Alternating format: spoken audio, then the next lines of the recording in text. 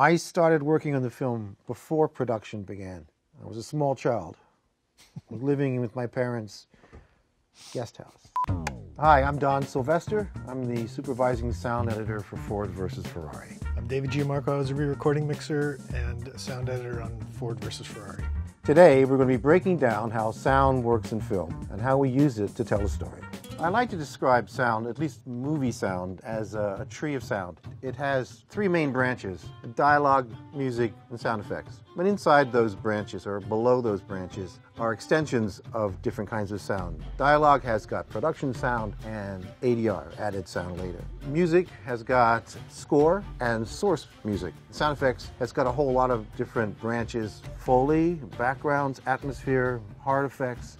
There's a whole lot of different sound editors, each one cutting different things in different locations. The difference between a sound editor and a sound mixer is the sound editor will assemble the sounds and cut them, and there may be more than one sound editor. There could be 10. And each person then will be responsible for a certain aspect of the sound, not all the sound. The sound effects editor will compile sounds, go out and record sounds, put sounds together to picture. At a point when the film is ready to show, we're going to have to mix these together. Only at that point do these three elements come together in a room like this. They are then put together in a sort of a recipe that the mixer will then be the controller of the flavors of those sounds. And then he'll feature one sound over another.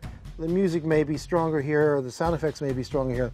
That recipe then is in his hands. And as a mixer, he'll then control the overall soundtrack of the film. So sound mixing is bringing dialogue, music, and sound effects to a room like this. We play through the reel and balance and mix so that they play and balance well against one another.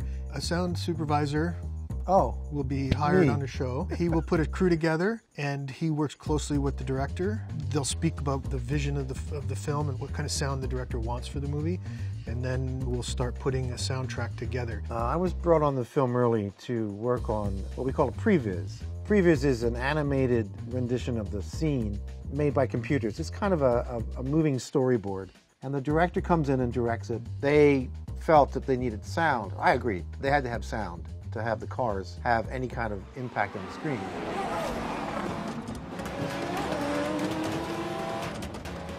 I came in to make all the sounds for the animated previs so that he could help figure out what he's going to actually do on the day when it actually came to recording the cars. And so as my job is to get that stuff realized. In this case, being fortunate enough to work with him 4 times, it was great to be able to kind of anticipate where he's going to go just because of previous knowledge from earlier films. Once dialogue, music, and effects are in a good place, then we all come here to the stage. It's only then we can judge whether they're going to work well together in this environment. That's what Dave does. He'll mix it together. The director will then now be able to hear everything for the first time in this room. It's all acoustically treated, and we can create a theater environment in here. It's really remarkable that some of the hard work that you go into making sound gets in this room and it's not good enough. And then we have to go back and redo it because it reveals the true sound. That's why everything that comes out of this room sounds great, because we've been there and we've now heard everything we need to hear and we fixed it. Well, now let's look at some clips on the mixing stage.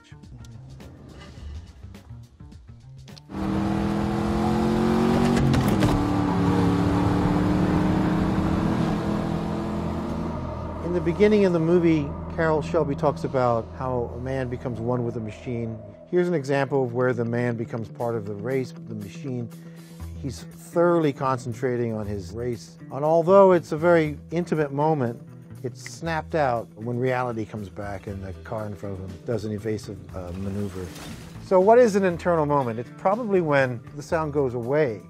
So not only is it important when the sound's there, but it's also the lack of sound. And we get to focus on other sounds that are not the race sounds. His breaths, there's a kind of a drone going on which represents what we hope is an internal moment. This is a lack of sound that makes the next sound more impactful.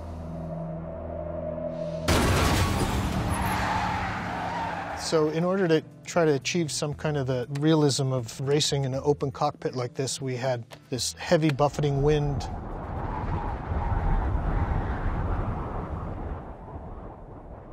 Which also gives way to the design effects that is all around us in the room in Atmos, and I can play that with the car.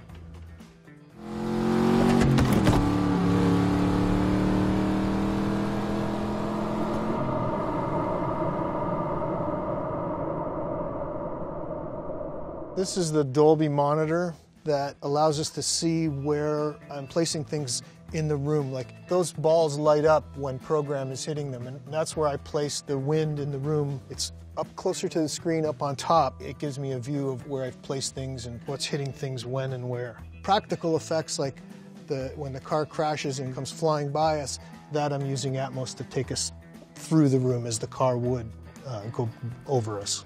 Nice move from 10 miles. 22 laps remaining.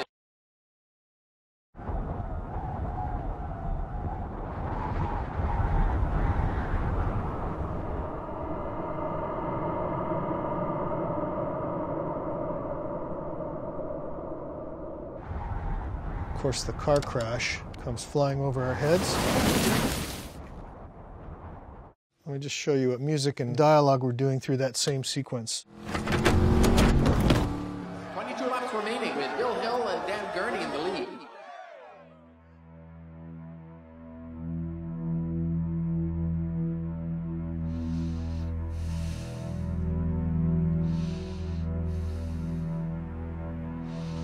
So these tracks here all make up Ken's car. These are the other race cars on the track. From here down is tires, suspensions, brake squeaks, squeals, and things like that. You know, there's a lot of elements playing here. We can't play them all.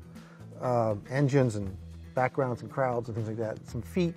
You're not going to hear feet in this scene. But we can hear the feet in the Ford scene where Henry Ford II talks about getting people to work for him. In 1899, my grandfather, Henry By God Ford, was walking home from Edison Illumination after working a double shift. He was ruminating.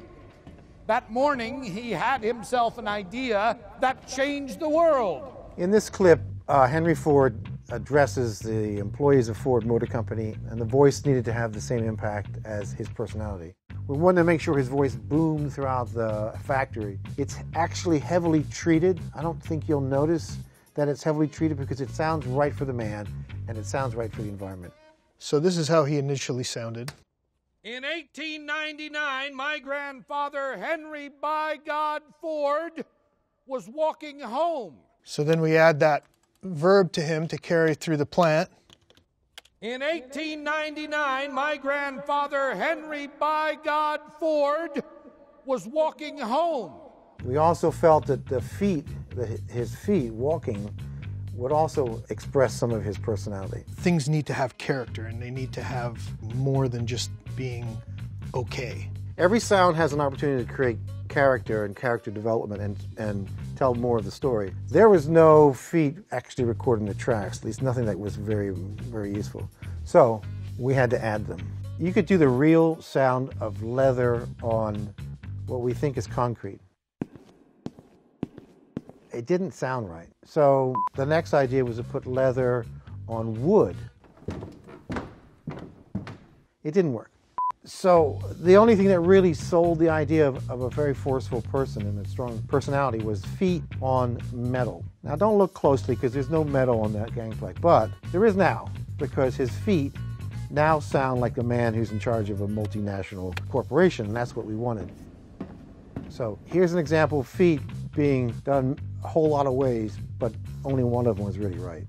Yeah, these are all feet right here. This is basically why we're employed to put sound in scenes like this. If we just use the production, it would be a really good scene, but the character development that we want to push is done entirely through sound. We're at Le Mans and we're in the midst of the 24-hour race. Ken Miles has made an unscheduled pit stop, and now he's racing to catch up. It was pretty important for us to get the actual GT40 sounds. These are vintage cars, however. Almost impossible to find an actual vintage GT40 to record. But fortunately, We found a collector in Ohio who built a GT40 from genuine Ford parts with all the tailpipe and the engine sounds that we need. We then went to Ohio, and on his local track, we recorded a couple days of recordings for this car, and that's the hero car that we hear. And I've seen other GT40s. This is the real thing. The way they recorded the cars, there was microphones in the engine compartment, microphones in the cockpit, on the transaxles and transmission to pick up different sounds. So it's very well recorded, as well as microphones all along the track. The cars are cut with a lot of separation, so I have complete control over the interior sounds, the exterior sounds. These are all the different microphones I had. So I was able to get in pretty tight with the car and bounce between the different microphones and then spatially place them around the room. Like if we're in a shot that you see on screen, I'm keeping the engine with the car. When we're in the interior of the car, the engine sounds are all around us. So here's some of the car by itself.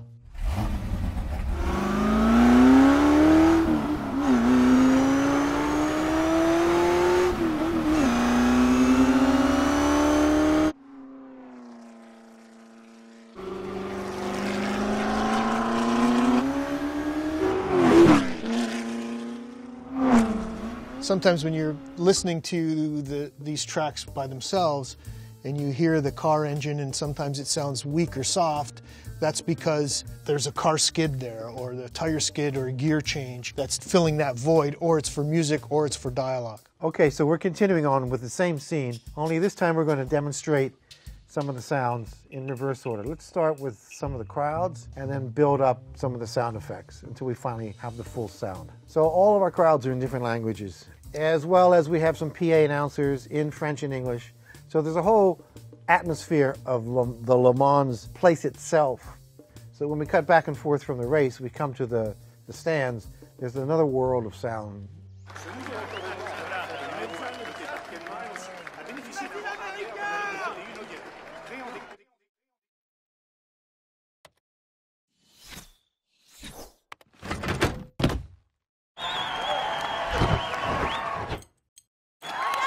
The music's driving, but it allows for the effects to play, and it really, really works well. And hats off to Marco Beltrami and Buck Sanders, because the score works so well with the way the sound effects can play. There's the cut to the speedometer. The guitars there are as big and powerful as any engine can be, and it is the GT40 musically right there.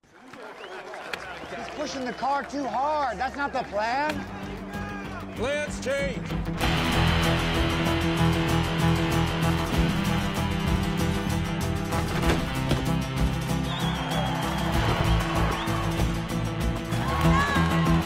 It's almost as if the music is in the same key as the engine. I know Marco talked about that, and Buck, about crafting some of the music to go with the engine.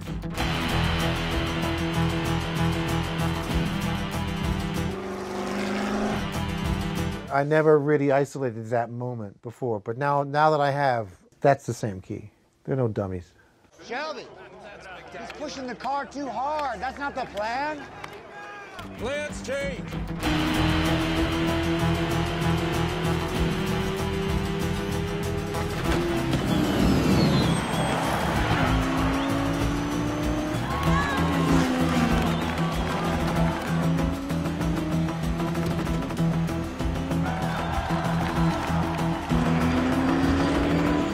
Well, there's a lot of ways to make soundtracks. This is how we made ours. It's very subjective. It's purely out of the mind of James Mangold. And so I want to thank Vanity Fair for letting Dave and me come and talk about our little film, and we hope you got a little insight. I know I did. Oh my God, look at the time. Gotta go. Bye now. Who wrote this?